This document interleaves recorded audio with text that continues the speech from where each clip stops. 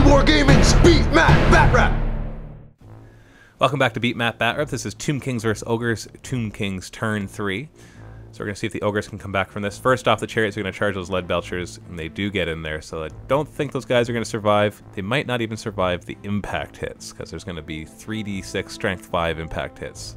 So that's pretty bad. Tomb Guard just repositioned to get ready to face a Giant. Then cast a spell to give everybody extra move, which allows the Stalkers to actually heal a point and get their guys back. So I actually had to reposition my guys because they're in the way. Then I attempt to use the Casket of Souls and fail, unfortunately. Cetra then attacks. Unfortunately, only gets 2 hits and only 1 wound. That does take him down to only 2 guys left. And he does whiff his rolls pretty bad. But he still manages to get 2 wounds. And that kills Cetra. So that's a big deal. But the Tomb King curse, I get d6 Strength 5 hits. He takes 4 Strength 5 hits. Loses another guy. This does count towards combat resolution, so he does have to take a leadership test. He does make that, though. But since I win combat, the Chariot gets a turn to face him, which means I'll be able to get all my attacks against him next turn.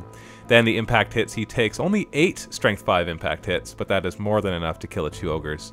And so just from the impact hits, he's dead. I reposition, or reform rather than chasing them through, to face his Man-Eaters and finally face what I was meant to face when they first came in.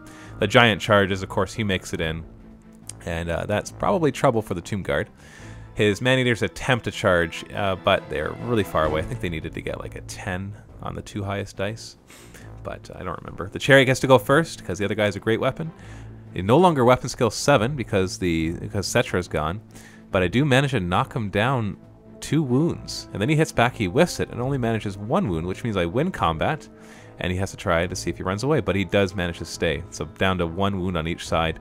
The Giant rolls to see what he does. He gets d6 Strength 6 hits, so he swings his club and manages to take out, I think, 4 for the Tomb Guard, and then the Tomb Guard hit back, and they're hitting on 4s, I believe. It might be 3s. His weapon skill's pretty low, and theirs is pretty good. Actually managed to take him down 3 wounds, but he still wins combat. Actually, no, he doesn't. That's right, because I have the extra ranks against him. But he makes his leadership roll, so he's fine. So end of round 3, he's managed to kill Cetra, which is a big deal. That's 475 points gone right there, just from those Lead Belchers charging in. But the Chariots are still alive, the Stalkers are still alive, the Man-Eaters are facing the Chariots now, so obviously those Chariots are going to attempt to charge. If they get in there, then the Man-Eaters are in trouble. If they fail their charge, then I'm in trouble. So we roll to see, and I get 8 inches, which is enough because they already move 8 inches. So that's 16 in total. So that's going to be 3d6 Strength 5 impact hits again. The Stalkers move, get tons of magic, but unfortunately I do manage to get a irresistible force, exploding my wizard, hitting all the guys around it, and I actually managed to kill like 10 Tomb Guard. None of them make their regeneration save because the Hierophant is there, so it actually kills a lot right there. And the Giant takes 1 too, so he actually goes down a wound, but it's still not worth it.